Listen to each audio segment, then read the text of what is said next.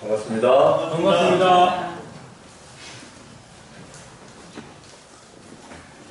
출애굽 여정 계속해서 말씀을 살피고 있습니다. 오늘은 이 출애굽기 10장 23절의 말씀을 함께 보시겠습니다.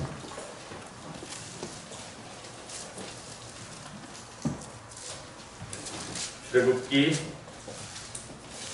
10장 23절, 출애굽기 10장 23절.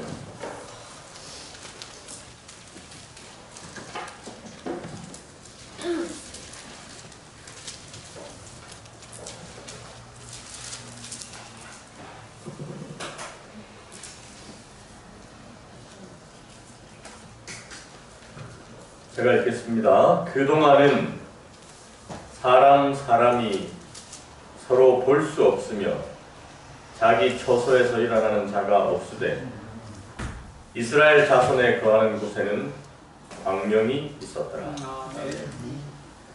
열장에서 찾는 교훈 두 번째 시간, 광명이 있었더라 라고 하는 말씀에 주목해서 오늘 열장의 교훈을 좀 찾아보려고 합니다. 그럼 방금 읽었던 요 본문의 말씀은 몇 번째 재앙에 해당되는 거죠?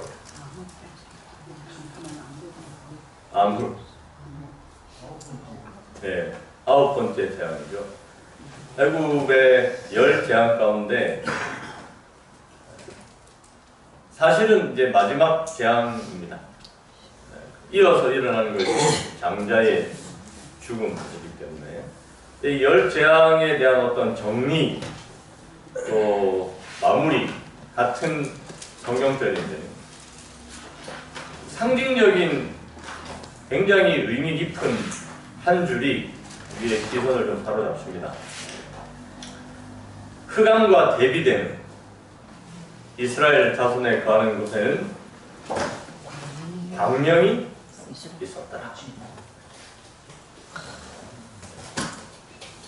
여러분의 가정에는 광명이 있습니까? 우리가 이렇게 좀 평가받고 정의되는 가정이었으면 좋겠어요.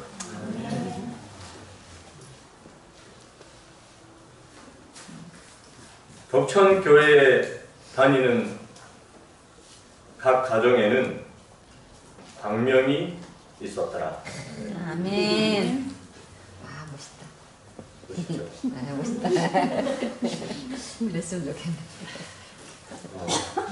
이 빛이라고 하는, 광명이라고 하는 측면에서 우리가 몇 가지 좀 이 의미들을 살펴보려고 하는데, 이게 딱히 이 성경절을 주의하거나 강의하는 것은 아니고요. 제가 이 성경절을 읽으면서 이 사건을 이 광명이라고 하는 차원에서 좀 조명해 보았습니다. 첫 번째는 이 광명은 무지를 깨우치는 빛이다. 애굽 땅에는 두 가지의 무지가 공존해 있었습니다. 첫 번째는 뭐였는가 하면 이스라엘의 무지였어요. 이스라엘의 무지는 율법에 관한 지식을 잊어버렸습니다. 네, 율법에 관한 지식을 왜 잊었습니까?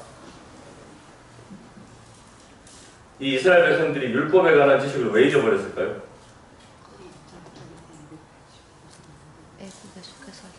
네. 교회 생활을 오래 하다 보니 네, 먹고 살기가 힘들어요. 우리랑 똑같습니다. 네. 먹고 살기가 힘들다 보니까 무엇에 대한 무지가 생겼는가 하면 율법에 대한 무지가 조금 생겼어요. 그래서 그 율법에 대한 무지가 만들어낸 대표적인 증상이 뭐였는가 하면 안식일이 사실상 불가능하게 된 환경을 가졌어요. 그럼 우리 젊은이들이 취업을 하려고 하면 국가고시를 쳐야 되는데 시험이 다 언제 칩니까? 토요일 토요일 날 칩니다. 이 사회적 가혹함이 안식일 준수를 사실상 불가능하게 만들고 있습니다. 우리가 이런 걸 보면 아, 우리가 애국에 살고 있구나 하는 걸 좀 깨달아야 돼요. 우리가 이렇게 삶이 불편하고 하나님의 율법에 대한 무지가 외압에 의해서 내부적으로 그냥 우리가 이게 아니고 상황들이 하나님의 율법에 대한 무지를 만들어내는 환경 속에 우리가 살다 보니까 그래서 이스라엘에 무지가 생겼고 오늘날 우리에게도 무지가 생겼습니다. 세상은 뭐라고 얘기하는가 하면 적당히 율법과 거리를 둬도 된다.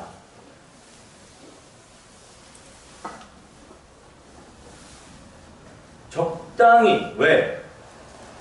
니는 선택의 여지가 없지 않냐? 적당히. 어차피 철저하게 못해. 그래서 적당히.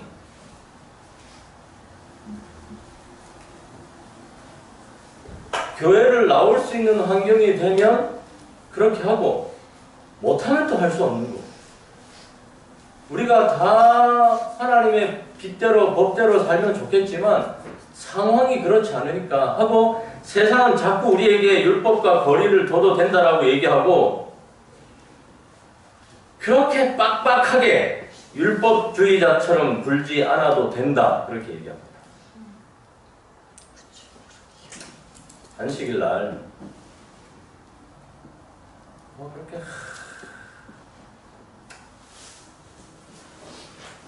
그렇게 안 해도 된다. 안식일 날 적당히 적당히 해라. 적당히 못한다 어차피. 이게 세상의 논리거든요. 그런데 나도 모르는 사이에 그런 세상의 논리에 우리가 물들어져서 하나님의 법에 대한 무지에 점점 가까워지고 있다라고. 그럼 우리가 하나님의 법을 바로 세우기 위해서 있는 사람들입니다. 그래서 우리가 최선을 다해서 하나님의 법을 바로 세우기 위한 우리 삶의 노력이 좀 필요합니다. 그렇지 않으면 우리는 출애굽할 수가 없고 이스라엘 땅에 광명이 있기 위해서는 이 율법에 대한 무지가 바로 서야 되고 하나님의 율법에 대한 우리의 무지가 깨우쳐져야 되는데 이 10장에서 찾는 교훈이 바로 첫 번째가 그런 거죠. 하나님의 이 무지를 깨우치시기 위한 열의 내지는 열정. 하나님의 율법 아래 거하라. 하나님의 율법 아래 거하라. 그것은 생활의 문제가 아니고 생존의 문제이다. 우리가 죽고 사는 하나님의 법은 죽고 사는 문제이지 불편하고 덜 불편하고의 문제가 아니다라고 하는 거죠. 그럼 우리가 우리의 삶에 아직도 하나님의 법의 광명이 미치지 못한 내 삶의 영역이 있는가를 한번 자세히 돌아보고 그런 것들을 바로 세울 필요가 있습니다. 한번 이 안식일을 통해서 다시 한번 여러분의 삶에 내 생활 속에는 어느 부분이 아직도 광명으로 채워지지 못하고 있는지를 한번 잘 점검하시고 믿음으로 그 하나님의 법을 바로 세우는 시간들을 갖게 되기를 간절히 바라겠습니다. 아멘. 하나님은 이 무지를 깨우치시기를 원하신다. 그것이 이 10장에서 가르치는 중요한 교훈이라고 사실입니다. 애굽 땅에 공존했던 두 번째 무지는 애굽 사람들의 무지였어요. 애굽 사람들의 무지는 뭐였는가 하면 하나님이 아닌 다른 신도 우리를 구원할 수 있다. 꼭 하나님이 아니어도 된다라고. 그래서 그들은 강을 신으로 숭배했고 개구리를 신성하게 여겼어요. 그래서 하나님이 아니어도 이 강이, 이 나일 강이 애굽을 풍요롭게 만드는 것이기 때문에 꼭 하나님이 아니어도 된다. 이것이 애굽 사람들의 무지였습니다. 세상은 우리에게 뭘 얘기하는가 하면 꼭 하나님이 아니어도 된다. 꼭 하나님이 아니어도 하나님 아닌 것도 우리를 행복하게 만들어줄 수 있다는 거예요.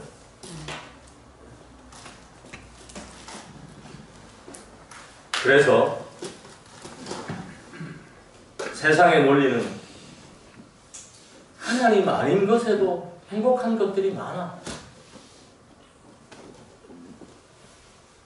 우리가 불행한 이유는 왠가?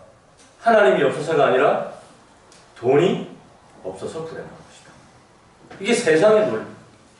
그런데 나도 모르는 사이에 이 애굽의 논리 속에, 이 애굽의 무지 속에 세뇌되어져 가지고, 그래, 꼭 하나님이 아니어도 된다 라고 하는 무지 속으로 자주 걸어 들어갈 수 있다.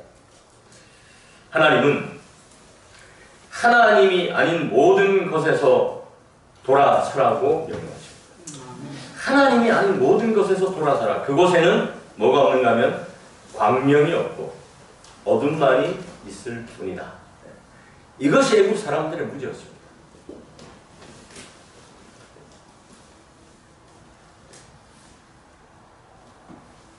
10대들이 교회 잘 안 오는 이유가 그거잖아요. 교회는 재미가 없고 꼭 교회가 아니더라도 재미있는 곳은 많다. 이게 애굽의 문제죠. 꼭 하나님이 아니어도 돼. 그 하나님은 나일강으로도 대체될 수 있고 개구리로도 대체될 수 있고, 그죠? 그 하나님은 게임으로도 대체될 수 있고 스포츠로도 대체될 수 있고 영화로도 대체될 수 있고 대체물이 너무 많은 거예요. 여자친구가 그 대체품이 될 수도 있고 맛있는 식당이 대체품이 될 수도 있고 맛있는 커피 한 잔이 하나님을 대신할 수도 있고 하나님이 주는 만족보다 카페인 한 잔이 주는 욕구가 더 크거든요. 꼭 하나님이 아니어도 된다. 이게 애굽의 무지의 논리였어요. 근데 묘하게 설득력이 있는 거예요, 사람들.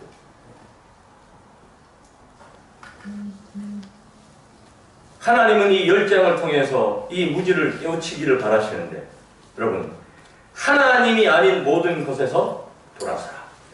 그것이 하나님의 명령이고 하나님의 가르침이라는 사실을 기억했으면 좋겠습니다. 아멘. 두 번째, 이 광명이 있었더라 할 때의 빛은 참 하나님을 자각시키시는 빛이다. 망각에서 깨어나게 하는 거죠.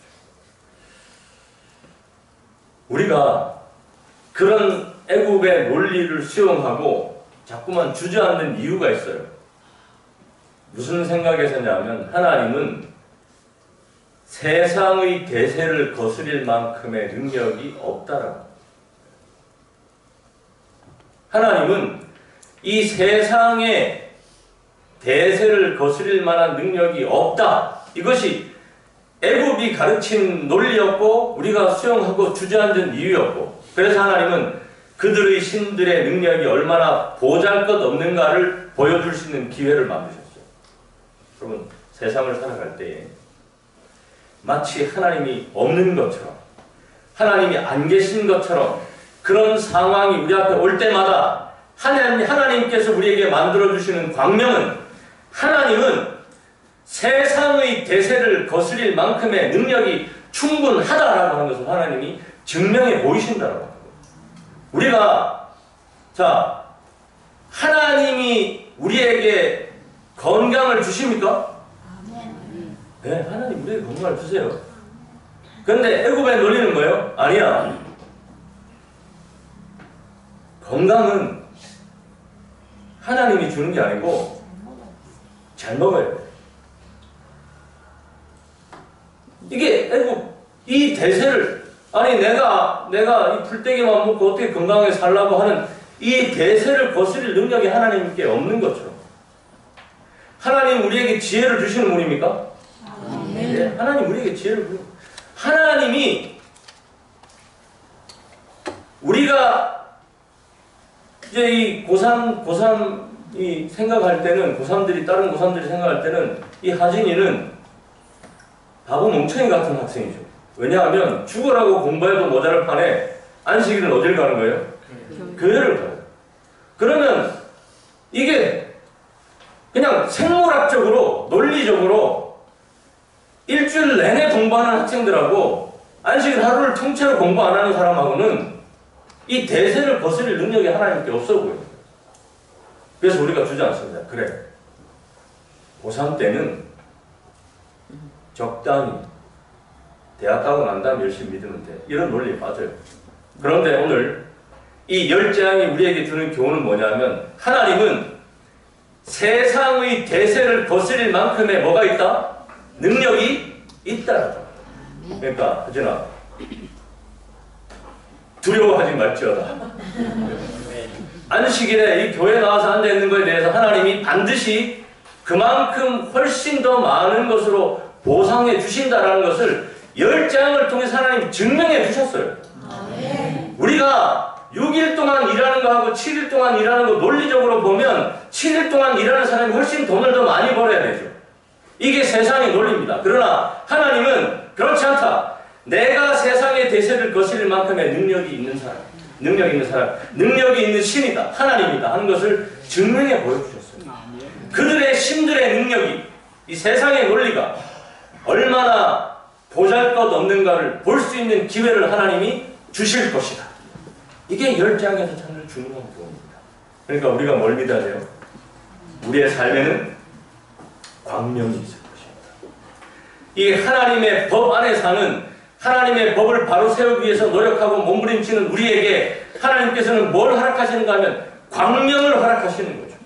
이 광명이란 달리 말하면 빛을 허락하시는 건데 하나님이 여러분을 세상의 빛되게 하실 것입니다. 이 사실에 대해서 우리가 추호의 의심도 없이 믿어요. 이렇게 해가지고 과연 될까? 이래가지고 될까? 됩니다. 여러분, 이래가지고 될까가 아니고 이래서 되는 거예요. 역사가, 수많은 역사가 우리에게 가르쳐주는 것은 하나님께서는 세상의 대세를 거스릴 만큼 충분한 능력이 있는 분이다 하는 사실을 역사가 우리에게 보여주고 있는 겁니다. 꽤 여러 해 전에 들은 얘기인데요. 362에 감사를 보시는 분들이 항상 하시는 말씀이 그거랍니다. 362가 안 망하는 이유를 모르겠다. 감사를 해보면 이게 망해도 12번이 더 망해야 될 이 회사인 거예요. 되게 허술하고 부실하고 허점투성이고 이렇게 경영해서는 안 될 회사인 거예요. 그런데 362가 여러분 아시다시피 제7 안식일 예수 재림교회는 잘 몰라도 362는 대한민국 사람들이 다 알아요. 세상에 처음에 나왔을 때 우리는 배징일이 있기 때문에 아이고 이 녹화가 돼가지고 특정 브랜드 안 된다 그랬어요. 그런데 대세를 거스릴 만큼의 능력이 우리 아버지께는 있다라고 합니다. 주저앉지 마시고 다시 일어서셔서 여러분의 법의 길을 여러분 열심히 충실히 전전해 나가기를 간절히 부탁드리겠습니다. 그래서 그들은 그런 대세를 가지고 애국 사람들은 노예들 사이에서 퍼진 말을 듣고 그 같은 기대를 조롱하고 얕보고 부정했어요. 뭘? 하나님의 능력. 여러분 하나님은 하나님의 능력을 얕보고 부정하는 것을 결코 용납하지 않고 좌시하지 않고 가만두지 않습니다. 하나님의 능력을 얕보고 부정하는 모든 세력에 대해서 하나님은 반드시 증명해 보일 것을 여러분 믿으시기 바랍니다. 그러니까 여러분이 이쪽 편에 쓰시면 안 되겠죠. 나도 좀 그렇게 생각해 이러면 안 되는 거예요. 절대적으로 야 빨리 그 말 취소해라. 10장이 가르치는 건 뭐예요? 이게 이쪽 편에 쓰면 큰일 나는 거예요. 하나님에 대해서 공공연하게 하나님의 능력을 얕보고 부정하는 모든 것에서 우리가 돌아서는 그런 결단이 우리에게 필요하다라고 하는 사실입니다. 그 다음에 참 하나님을 자각시키는 빛이 두 번째는 다른 국민들, 온 세상에 하나님은 분명하게 당신을 자각시키는데 하나님께서는 다른 국민들이 당신의 능력에 대한 소문을 듣고 애굽에만 해당되는 거 아니었어요. 당신의 능하신 행사에 대하여 떨게 하시고 당신의 백성들이 우상 숭배로부터 돌아서서 당신께 순결한 예배를 드리게 하심으로 당신의 성호를 영화롭게 하실 것이었다. 아멘. 그러니 오늘 우리가 오늘 우리가 이 덕천에 사는 우리의 삶은 우리에게만 해당되는 게 아니라 어디 사람들도 해당되는 거냐 하면 서면의 사람들도 해당되는 거고요. 제가 아는 게 서면밖에 없는 거죠. 해운대에 있는 사람들에게도 해당되는 것이고 오늘 이 북구 한쪽에 사는 우리의 삶을 통해서 하나님은 다른 지역, 김해, 밀양, 저 대구, 울산, 서울 그 넘어서 모든 다른 국민들에게까지 당신의 능력에 대한 소문을 듣게 하실 것이라고 하는 사실입니다. 아멘. 그러니 오늘 혹 지금까지 우리가 430년 동안의 노예 생활과 같은 그런 암울한 시간의 연속이었다면 여러분 기다려 보십시오. 하나님이 여러분들을 통해서 위대한 당신의 성호를 영화롭게 하실 것입니다. 그것이 이스라엘 사람들이 살던 땅에 광명이 있었더라 라고 성경이 정리했던 그 위대한 정의가 우리에게 가르치는 교훈이라고 하는 사실입니다. 세 번째 이 빛은, 이 광명은 어떤 의미였는가 하면 보호의 빛이었습니다. 여러분 최초의 인간에게 하나님이 뭘 입혀주셨어요? 빛의 옷을 입혀주셨어요. 이 빛의 옷은 인간의 뭘 위해서 첫 번째 존재했는가 하면 보호를 위해서 존재했어요. 인간의 그 빛의 옷을. 그래서 이 빛의 옷을 입고 있는 동안에는 사람들이 뭐에 대한 자각이 없었는가 하면 수치에 대한 자각이 없었어요. 그런데 죄를 짓고 잃어버린 이 빛의 옷을 잃어버리고 난 다음에는 자기들이 벗었다라고 하는 수치를 자각하기 시작했죠. 이 빛은 그러한 수치로부터 보호하는. 그런데 그 빛의 의미가 이스라엘 사람들이 살던 그 고센 땅에는 뭐가 있었는가 하면 광명이 있었어요. 하나님의 특별한 보호하심이 역사하는 그 위대한 기록을 하는 것이죠. 우리가 율법의 수호자로서 하나님의 율법을 순종하는 삶을 살고 있는 한 하나님은 우리의 삶에 광명을 허락하시는데 그 광명은 뭐냐면 보호라고 하는 것입니다. 지금까지 우리가 잘 사는 것은 하나님의 보호하심이 함께 하시기 때문에 내가 절망하지 않는 이유는 하나님이 끊임없는 빛으로 우리를 인도하시기 때문에 그렇죠. 여기 파리재앙에서 이 파리들은 크고 독이 있어 그것들에게 물리면 사람이나 짐승이 큰 고통을 당했다. 예고된 대로 이 재앙은 고센 땅에는 미치지 않았다. 그렇죠? 하나님이 하나님의 백성이 거하는 이 고센 땅에는 하나님께서 특별한 보호막을 이렇게 치고 계셨습니다. 이 지구상에 이 혼란하고 코로나로 사람들이 여러 가지 그냥 황폐해버린 마음들 가운데 여러분 가장 안전한 곳은 어디냐면 이스라엘 자손이 거하는 땅입니다. 가장 안전한 곳은 이 덕천교회 교인들이 거하는 이 교회죠. 이 거룩한 시간.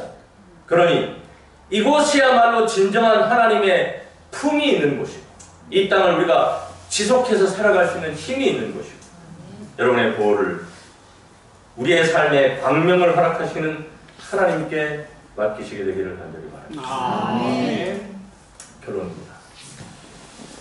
왜 우리의 삶에 광명이 있어야 합니까? 여러분의 삶에는 반드시 광명이 있어야 돼요. 여러분의 가정에는 반드시 하나님이 허락하시는 이 광명이 있어야 하는데 왜 그런가? 여기 부조와 선지자 이렇게 기록하고 있습니다. 대담한 불신, 곧 하나님의 진리에 대하여 철저히 무관심한 사람은 자기 자신이 심은 것을 수확하게 된다. 거룩한 진리에 대한 태만과 저항을 나타내는 자는 그들이 뿌린 것을 수확하고야 말 것이다. 이스라엘 열재앙에서 하나님은 이 사실을 가르쳤어요. 그래서 재앙을 피하도록 안내하셨습니다. 그런데 이 고집스러운 애국 사람들이 이것을 거부하고 스스로 자초해서 어둠 속으로 걸어 들어갔는데 그 어둠의 결과는 우리가 성경에서 보는 바대로 뻔합니다. 그것이 얼마나 비참한 결과였는지를 하나님은 그걸 말리셨고 그걸 막으셨어요. 오늘 우리의 모든 불신에서 돌아서 우리가 그것을 거두면 안 되기 때문에 하나님께서는 계속적으로 우리에게 호소하시는 것은 뭐냐면 이스라엘 땅에는 광명이 있어야 한다. 여러분의 삶에는 광명이 있어야 한다. 여러분의 삶이야 여러분의 가족의 삶에는 광명이 있어야 되죠. 근데 그 광명은 어떻게 해서 지속되는가 하면 하나님의 모든 말씀을 있는 그대로 받아들이고 믿는 데 있다라고. 오늘 여기 빛은 왜 우리에게 광명이 필요하면 빛은 우리의 유익을 위해서 주어졌기 때문에 여호와의 말씀을 믿는 사람들은 모두 그들의 가죽을 모아 가족이죠. 여기 가축인데 제가 가죽이에요. 가축을 모아 드린 반면 그 경고를 무시한 사람들은 가축을 들의 방치에 두었다. 그래서 하나님께서는 벌하시는 분이 아닙니다. 하나님은 지금 잘못한 사람들을 벌하기 위해서 한 게 아니라 이 재앙의 목적은 위대한 하나님을 드러내기, 진짜 하나님, 참신을 드러내기 위한 목적이지 그냥 말 안 듣는 사람 쓸어버리기 위한 목적이 아니기 때문에 모든 피할 길을 마련해 주셨어요. 그런데 사람들이 그걸 불신했어요.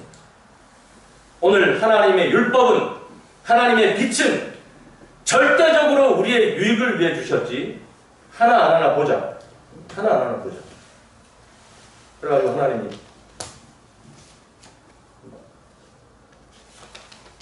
조금만 잘못하면 율법에서 조금만 잘못하면 그냥 벌을 그냥 교통사고 어디 막 하나님이 눈을 멀게 하시고 이런 눈이 아니더라고요. 우리가 열정을 그렇게 이해해서는 안 되고 철저하게 이 빛은 우리의 유익을 위해서 주셨기 때문에 그래서 우리의 마음 가운데 뭐가 있어야 되는가 하면 광명이 있어야 되죠. 그래서 우리의 가정에 뭐가 있어야 되냐면 광명이 있어야 되죠. 여러분은 빛의 수호자이기 때문에 여기 이사야 60장의 말씀입니다. 일어나라 빛을 발하라. 하나님께서 주신 그 광명을 발하라. 이는 내 빛이 이르렀고 여호와의 영광이 내 위에 임하였습니다. 우리의 삶에 왜 광명이 있어야 되고 왜 빛이 있어야 되는가? 이사야 60장 3절에 이어서 열방은 내 빛으로 여러왕은 비치는 내 광명으로 나아오리라. 여러분이 빛이 되셔야만 이 어두운 세상의 길잡이가 될 수 있는 것이고 여러분이 빛이 되셔야만 죽어가고 절망하는 세상을 구원할 수 있는 것이고 여러분이 빛이 있어야만 여러분의 가족이 여러분이 안전하기 때문에 그래서 오늘 하나님께서는 일어나라 빛을 발하라. 그래야만 열방이 내 빛으로 열방이 비치는 내 광명으로 나아오기 때문에 그래서 이스라엘 자손이 거하는 곳에는 광명이 있었더라. 이 위대한 기록의 역사가 이 덕천교회에 속한 여러분의 모든 가정에 다시 한번 정의되고 이렇게 다시 한번 비침으로 말미암아 하나님이 영광 받으시는 아름다운 삶이 되기를 간절히 바라면서 말씀을 마치겠습니다. 예, 귀한 말씀 생각하시면서 다 일어나셔서 117장 마치는 장미하도록 하겠습니다.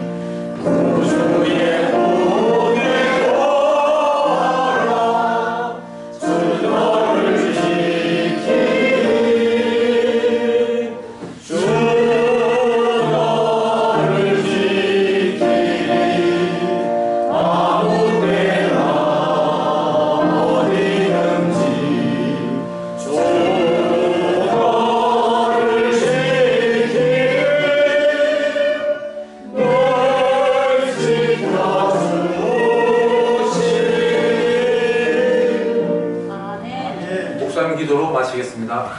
기도드리겠습니다. 하늘에 계신 감사하신 저희들의 아버지, 우리의 삶에 광명을 허락하신 은혜를 감사합니다.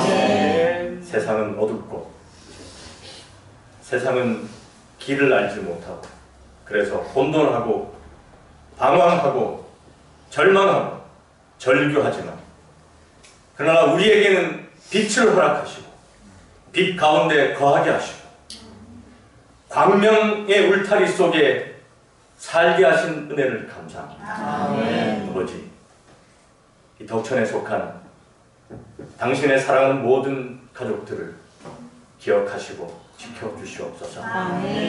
세상의 논리에 맞설 수 있는 용기와 믿음을 허락하시고 세상의 무지를 격파할 수 있는 강단을 허락하시고 아버지, 우리가 섬기는 위대한 하나님을 만방에 드러내기에 부족함이 없는 빛이 될 수 있도록 저희를 도와주시옵소서. 오시는 주의 재림을 위해서 준비되어야 하겠사오니 다시 한번 저희를 도우시고 아버지, 아직도 흑암 중에 있는 우리 주변의 많은 사람들이 빛을 찾아올 수 있도록 더 밝은 빛을 저희 모두에게 허락하셔서 주님 오시는 그날에 우리 덕천에 속한 모든 가족 구성원들이 한 사람도 빠짐없이 설 수 있도록 주님 은혜를 더하여 주시옵소서. 거룩한 안식일 시간이 시작되었사오니 아버지, 다시 한번 율법의 수호자로서 이 거룩한 시간 속에 빛의 자녀답게 빛 가운데 주님과의 깊은 만남을 갖게 하시고 그 확신 가운데 매일매일을 주님 열심히 살아가는 저희 모두가 되게 하여 주시옵소서. 오늘 비가 오는 가운데 아버지의 전을 찾은 사랑하는 모든 발걸음들을 기억하시고 돌아가는 걸음들을 지켜주시고 그 걸음에 복 주셔서 아버지의 위대함이 우리를 통하여 만방에 알려지기에 부족함 없는 저희 모두가 되게 하여 주시옵기를 예수님 이름으로 기도드리옵나이다.